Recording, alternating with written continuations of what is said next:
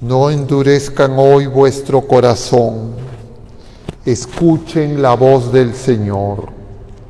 El Señor esté con ustedes. Lectura del Santo Evangelio según San Lucas.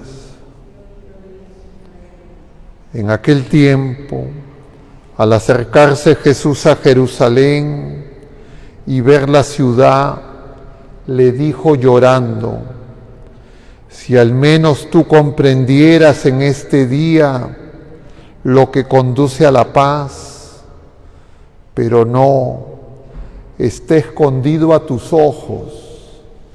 Llegará un día en que tus enemigos te rodearán de trincheras, te sitiarán,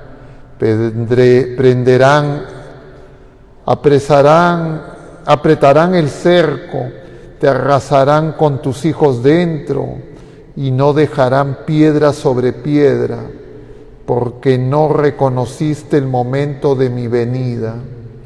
Palabra del Señor.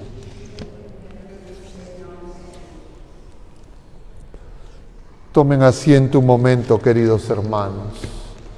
Estamos en este jueves de la 33ª semana del tiempo ordinario, ya acabando. El domingo celebraremos la solemnidad de Cristo Rey. El sábado de la próxima semana habrá acabado el año litúrgico y todo nos está llevando a examinarnos para que nos demos cuenta si el Señor reina en nuestra vida. ¿Quién reina en nuestra vida? ¿Quién es el Señor?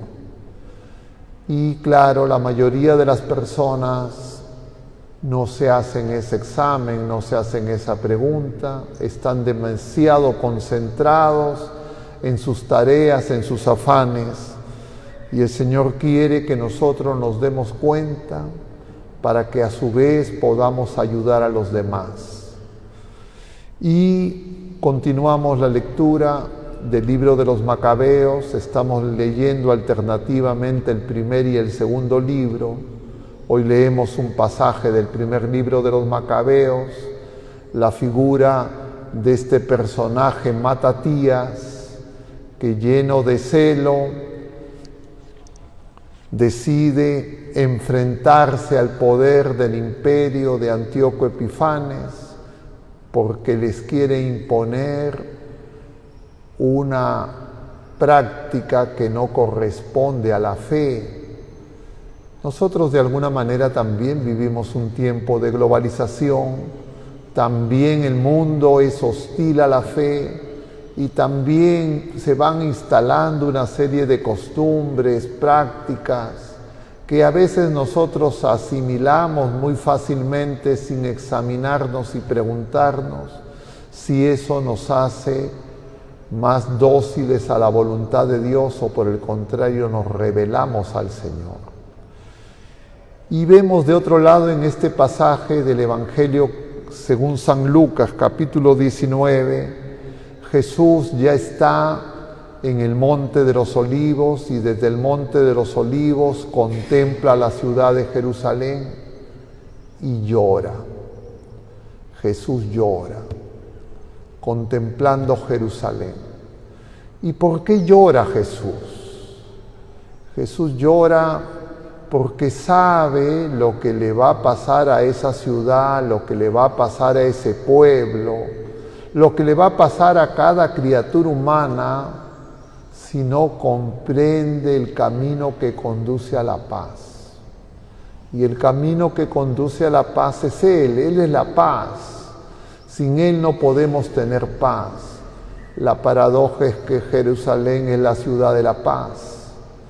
Y ese pueblo, hasta el presente, siglos de siglos, vive de distintas maneras esa falta de paz que está significado en lo que queda de la ciudad antigua de Jerusalén, en el templo.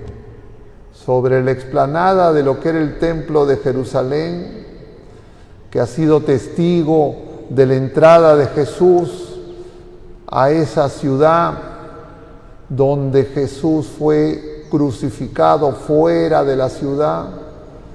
Actualmente ya solo quedan restos de un muro exterior, pero del templo mismo no queda nada. En el lugar del templo ha sido edificada una mezquita, porque para los musulmanes desde ese lugar es que Mahoma ascendió a los cielos, y además es el lugar del sacrificio en el monte Moria. Pero quisiera detenerme brevemente para comentar algo de la arquitectura de ese templo y de lo que queda de ese templo, porque tanto la ciudad, tanto ese paisaje, esa tierra, como la arquitectura que contempló el Señor, es figura de alguna manera de lo que ocurre en el corazón de cada pueblo, de la humanidad entera, de cada familia, de cada persona. ¿Y qué vemos ahí?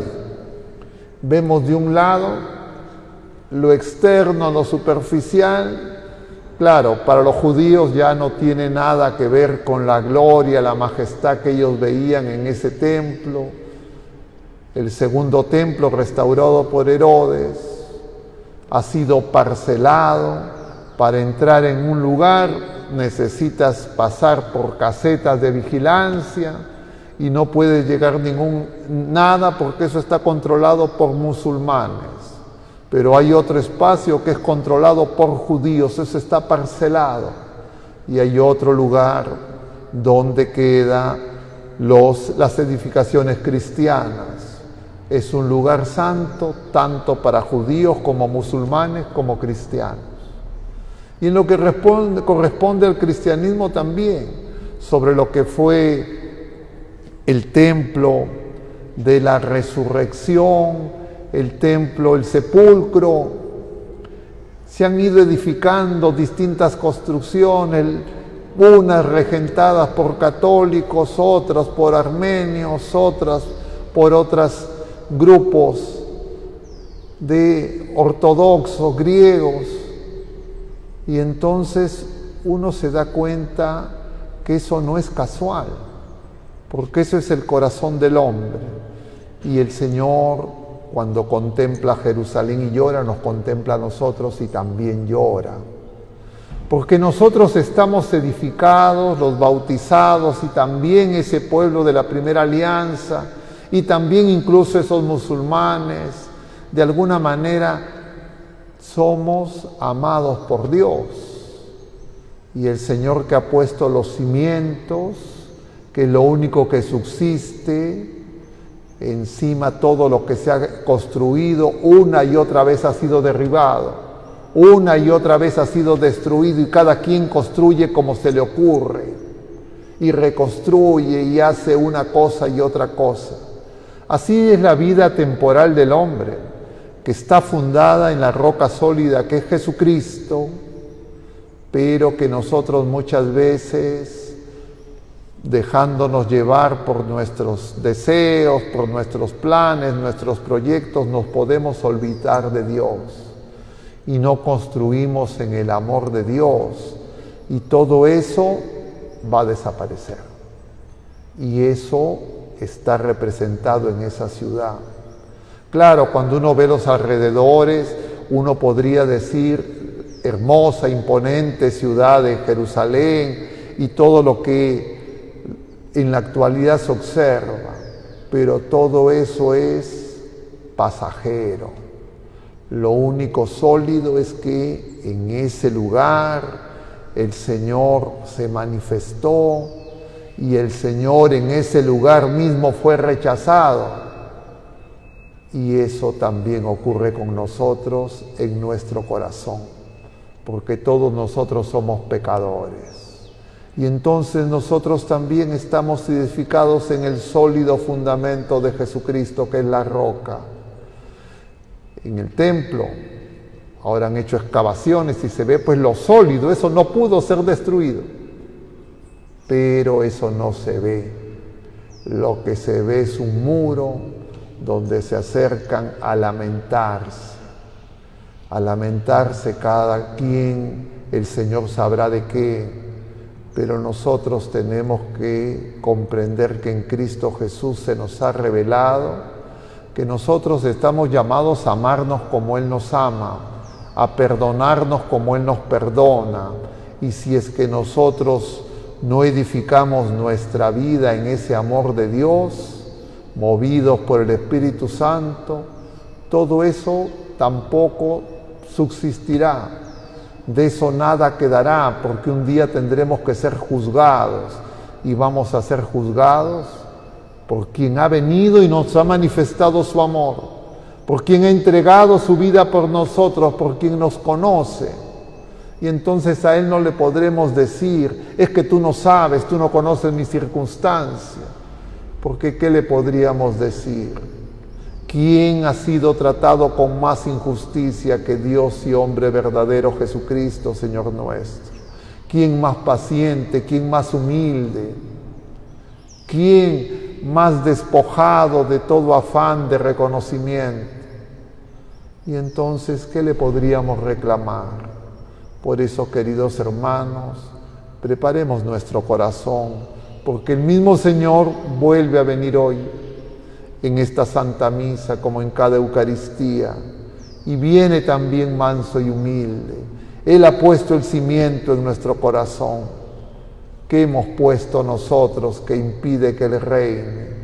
Pidámosle que Él mismo remueva todos esos escombros que impiden que vivamos en la libertad de los hijos de Dios y seamos sus testigos en medio de este mundo que pasa, porque lo único que subsistirá en nosotros mismos y en cualquier persona es lo que está unido a Jesucristo, y a Él solo los podemos unir si amamos como Él nos ama y perdonamos como Él nos perdona. Que el Señor nos conceda la gracia de escucharlo y poner en práctica todo lo que nos manda. Que así sea.